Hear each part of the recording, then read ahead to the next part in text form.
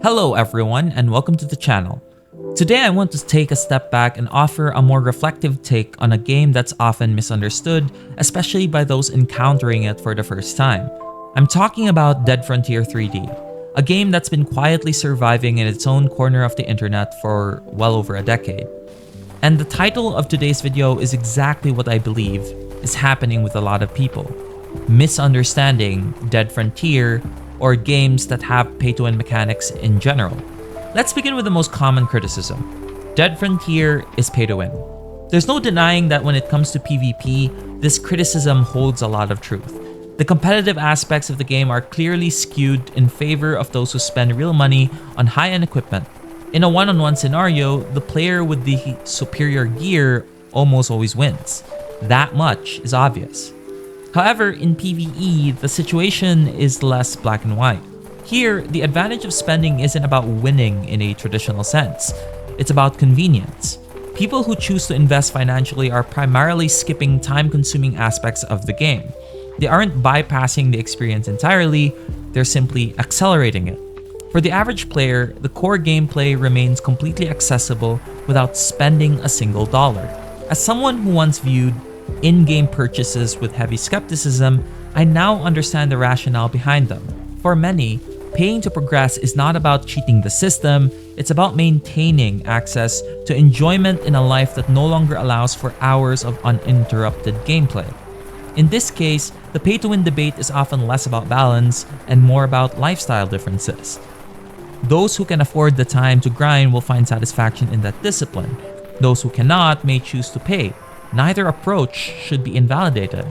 Much of the frustration surrounding this game stems not from the mechanics, but from social comparison.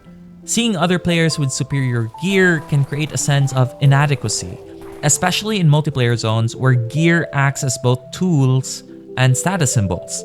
But from a purely gameplay perspective, Dead Frontier remains fair. The zombies do not scale in strength depending on your wallet. The gameplay loop of looting, surviving, and managing your resources is still very much intact regardless of your inventory value. The feeling of inequality then is psychological.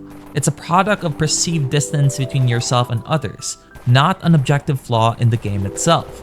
Another point of contention I often see is the gold membership system.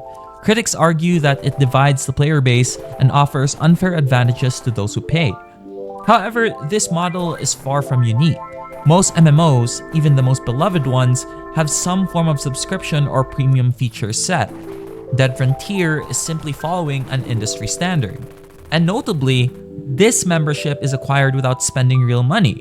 Instead, you can actually get it through the in-game marketplace by purchasing credits with in-game currency. Yes, it takes time to afford, but that's the trade-off.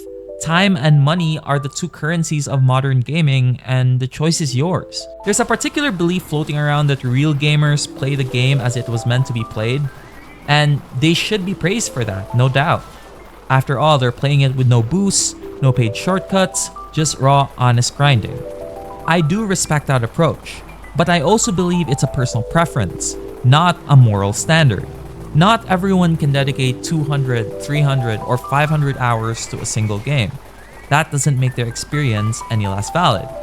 In Dead Frontier, you're allowed to play as you see fit, whether you want to roleplay as a gritty lone survivor or maximize your efficiency with marketplace strategies.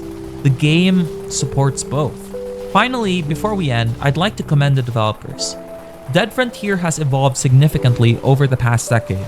What began as a top-down zombie survival game has been transformed through years of ongoing updates, balance patches, and community-driven feedback. The team has implemented countless quality of life improvements and is even working on porting the game to a new Unity engine, a huge step forward for long-term stability.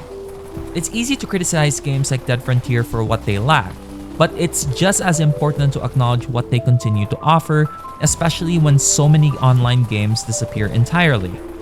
As someone who has played this game on and off for years, I can say with confidence that the passion behind this project is still very much alive. Yes, there are elements that favor spending, but the base game is fully playable without it. The real challenge isn't competing with players, it's surviving in the way that fits your own pace, your own lifestyle, and your own enjoyment. So whether you're a veteran returning to the outpost or a curious newcomer wondering if the grind is worth it, I'd still argue it still is. Thanks for watching. If you've had a unique experience with Dead Frontier, feel free to share it in the comments. Let's keep the discussion open, honest, and respectful. I'm glad that this game is still alive, and I hope it continues to thrive. Take care, and I'll see you in the next video.